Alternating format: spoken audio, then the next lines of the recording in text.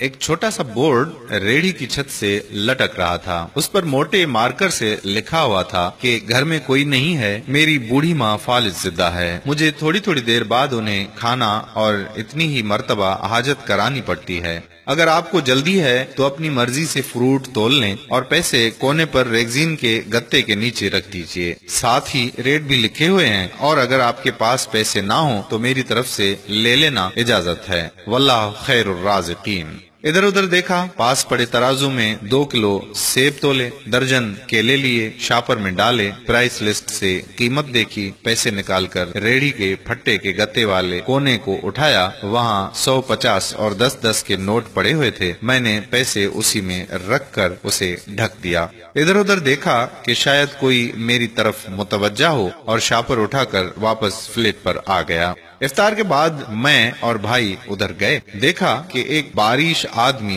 दाढ़ी आधी काली आधी सफेद, रेहड़ी को धक्का लगाकर बस जाने ही वाला था। वो हमें देखकर मुस्कुराया और बोला, साहिब फल तो खत्म हो गया। नाम पूछा तो बोला खादिम हुसैन। फिर हम सामने ढाबे पे बैठे थे, चाय आई। कहने लगा कि पिछले 3 साल से अम्मा बिस्तर पर है, कुछ नफसियाती सी भी हो गई है और अब तो फालिज भी हो गया है। मेरा कोई बाल बच्चा नहीं है, बीवी मर गई है, सिर्फ मैं हूँ और मेरी अम्मा। अम्मा की देखभाल करने वाला कोई नहीं, इसलिए मुझे हर वक्त अम्मा का ख्याल रखना पड़ता है। एक दिन मैंने अम्मा के पाँव दबाते हुए बड़ी नरमी से कहा कि अम्मा, तेरी तीमारदारी को तो बड़ा जी करता है, पर जेब में कुछ नहीं और तू मुझे कमरे से हिलने देती नहीं। कहती है तू जाता है तो जी घबराता है। तू ही बता मैं क्या करूं? अब क्या गैब से खाना उतरेगा? ना मैं बनी इसराइल का जना हूँ, ना तू मूसा की माँ है, क्या करूं? ये सुनकर अम्मा ने हांफते कांपते उठने की कोशिश की। मैंने तकिया ऊंचा करके उसको बिठाया, टेक लगवाई। उन्होंने झुर्रियों वाला चेहरा उठाकर अपने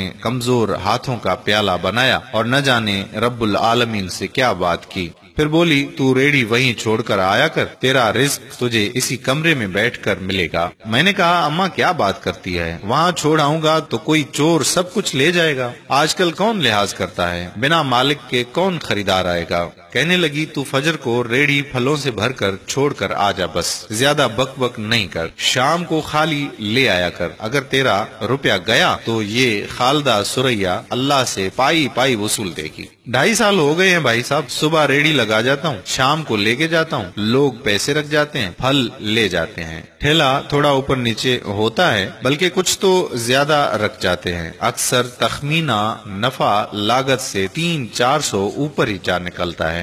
कभी कोई अम्मा के लिए फूल रख जाता है, कभी कोई और चीज। परसों एक पढ़ी लिखी बच्ची पुलाव बनाकर रख गई, नोट लिखकर रख गई कि अम्मा के लिए। एक डॉक्टर का गुजर हुआ, वो अपना कार्ड छोड़ गया। पुश्त पे लिखा था कि अंकल अम्मा की तबीयत ना संभले तो मुझे फोन करना, मैं घर से पिक कर लूंगा। किसी हाजी साहब का गुजर हुआ तो अजवा खजूर का पैकेट छोड़ गया। कोई जोड़ा शॉपिंग करके गुजरा तो फ्रूट लेते हुए अम्मा के लिए सूट रख गया। रोजाना ऐसा कुछ ना कुछ मेरे रिज्क के साथ मौजूद होता है। ना अम्मा हिलने देती है, ना अल्लाह रुकने देता है। अम्मा तो कहती है कि तेरा फल बेचने के लिए अल्लाह खुद नीचे उतर आता है और बेच बाच जाता है।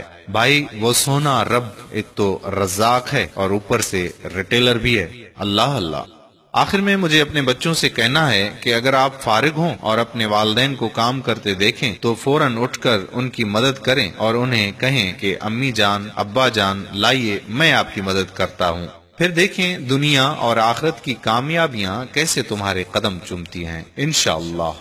अगर आपको ये वीडियो पसंद आई तो इसको शेयर कर दीजिए, शायद किसी का भला हो जाए। कारीन इकराम, अगर आपने अभी तक हमारा पेज प्यारा इस्लाम लाइक नहीं किया तो अभी से लाइक करके फॉलो कर दीजिए, ताकि हम ऐसी मजीद मालूमाती और दिलचस्प वीडियोस आप तक पहुंचाते रहें।